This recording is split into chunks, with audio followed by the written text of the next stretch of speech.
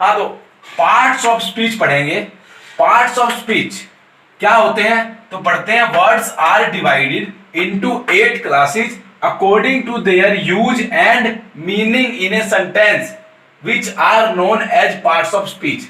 मतलब क्या कि वर्ड्स को, जो हमारे वर्ड्स होते हैं इंग्लिश में, उनको हमने डिवाइड किया है 8 क्लासेज में, 8 टाइप्स में कह सकते हैं आप, according to their use and meaning in a sentence.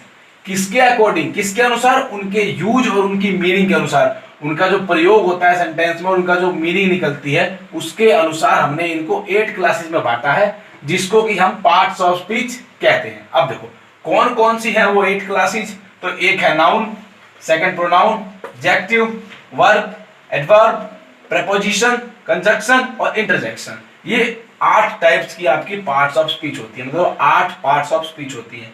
इन सब की अलग अलग डेफिनेशंस पढ़ेंगे अभी।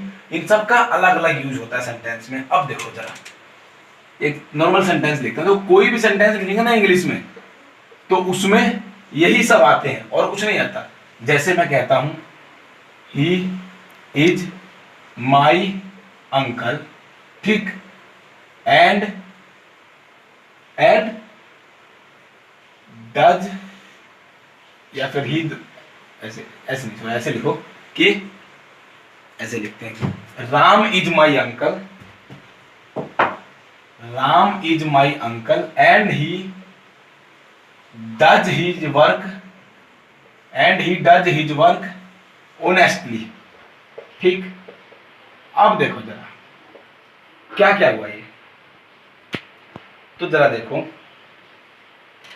राम क्या है आपका? एक नाउन है, ठीक। ऐसे ही इज आपका वर्ब है, हेल्पिंग वर्ब। ऐसे ही माई आपका प्रोनाउन है, अंकल आपका फिर से नाउन है, एंड फिर वही क्या है? कंजक्शन है। तो ये सब कुछ ना कुछ है ऐसे, ये वर्ब है, ये फिर पॉजेसिव मतलब ये भी प्रोनाउन है, ये मेन वर्ब है। अब देखो जरा, ये जितने भी होंगे ना इसमें, सब इसमें से कुछ ना कुछ होते हैं। अब ये क्या क्या होते हैं? एक सिंपल सी बात है, देखो ओरली बताता हूं अभी, फिर इनको डेफिनेशन वाइज पढ़ेंगे।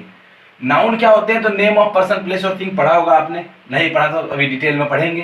प्रोनाउन वैसे ही रिप्लेस करते हैं नाउन को, जैसे यहाँ पर रिप्लेस किया ना, राम इज माई अंकल, फिर दोबारा राम ही तो है ये जो अपना काम करते हैं ईमानदारी से, लेकिन राम की जगह हमने ही लिखा, क्यों? क्योंकि बार बार राम नहीं लिखते हम, उसकी जगह प्रोनाउन का यूज करते हैं। अच्छा, ऐसे ही एडजेक्टिव क्या होता है? क्वालिटी बताता है नाउन की। वर्ब कोई भी एक्शन, एडवर्ब वैसे मॉडिफाई करता है वर्ब को। प्रीपोजिशन रिलेशन बताता है नाउन के साथ।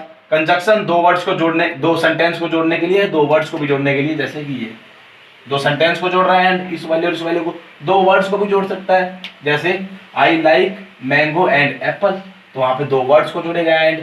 तो ऐसी और भी कंजक्शन होती है, एंड, इफ, वाइल, बहुत सारी कंजक्शन होती है। अब ऐसे ही देखो इंटरजेक्शन क्या होती है? इंटरजेक्शन होती है आपकी, जो हम स्ट्रॉन्ग इमोशंस दिखाने के लिए वर्ड का यूज करते हैं, जैसे आ, ओ, आ, आउच, ये सब होते हैं ना वर्ड्स, जो हमने एक्सक्लेमेटरी सेंटेंस में ही पढ़े थे। इसका जो सेंटेंस आपको पढ़ाया था उसमें एक्सक्लेमेटरी सेंटेंस था ना, उसमें ऐसे वर्ड्स का यूज हुआ था, वाओ, इन सब का। तो वही आपके इंटरजेक्शंस होते हैं। अब देखो इन सबको बारी बारी डिटेल में पढ़ेंगे। तो